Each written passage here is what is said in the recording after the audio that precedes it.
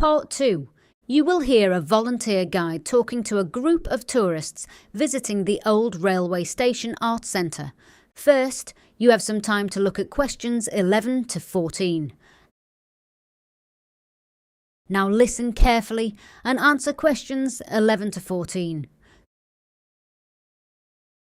Good morning, everyone, and a warm welcome to the Old Railway Station Arts Centre. I know many of you are visiting the town for the first time, so before you look around, I'd like to give you a brief history of this beautiful building and tell you what's available today. So, as you can see from the architecture, this isn't a modern building.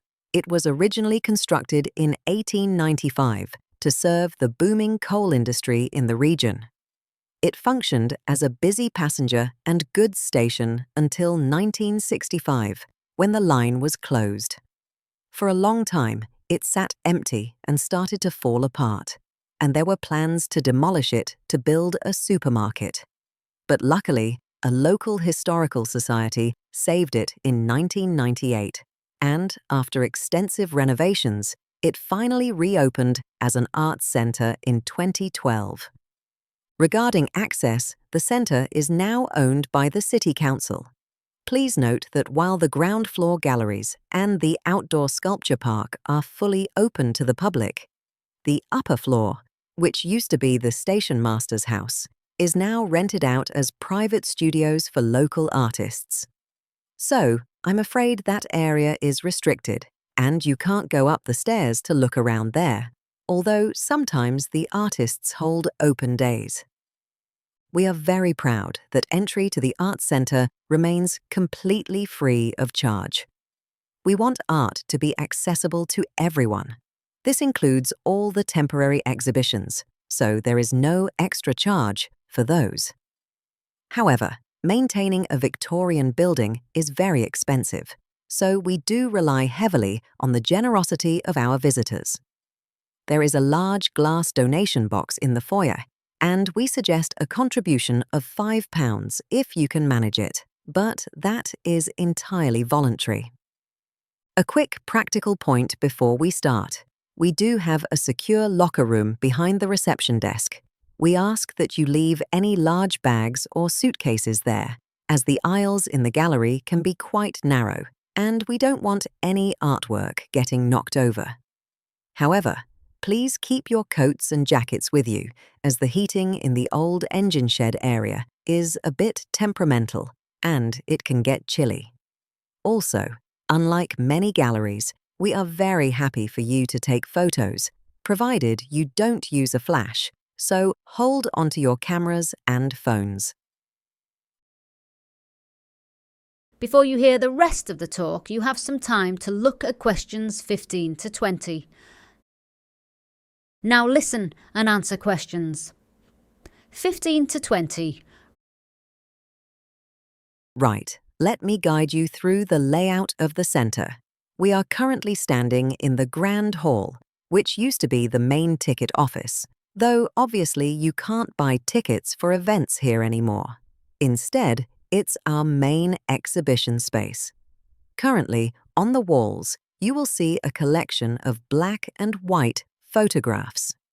These were taken by local residents in the 1950s and show what life was like in the town before the railway closed. It's a very moving collection. If you go through the double doors to your left, you will enter the waiting room. We've kept this room almost exactly as it was in the Victorian era. It still has the original wooden benches, though we ask you not to sit on this antique furniture as it is quite fragile.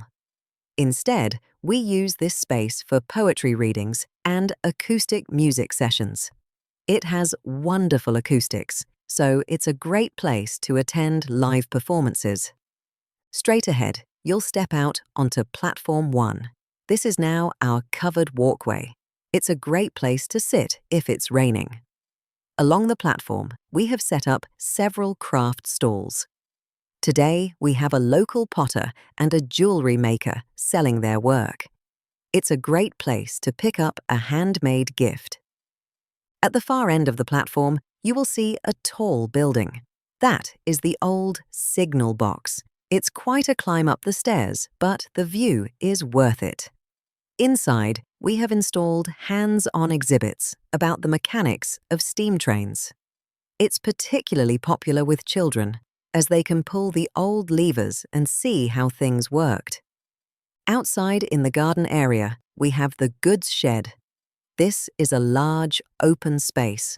We use this for our messy activities. At the moment, there is a sculpture workshop taking place there. You can watch a professional sculptor shaping metal and stone, but for safety reasons, you have to stay behind the barrier while you observe. Finally, parked permanently on the old tracks, you will see a vintage dining carriage. We have converted this into our cafe. It serves tea, coffee, and homemade cakes. We've tried to keep the menu traditional, so you won't find any fancy espresso machines there, but it is the perfect spot to get some refreshments before you leave. That is the end of Part 2. You now have 30 seconds to check your answers to Part 2.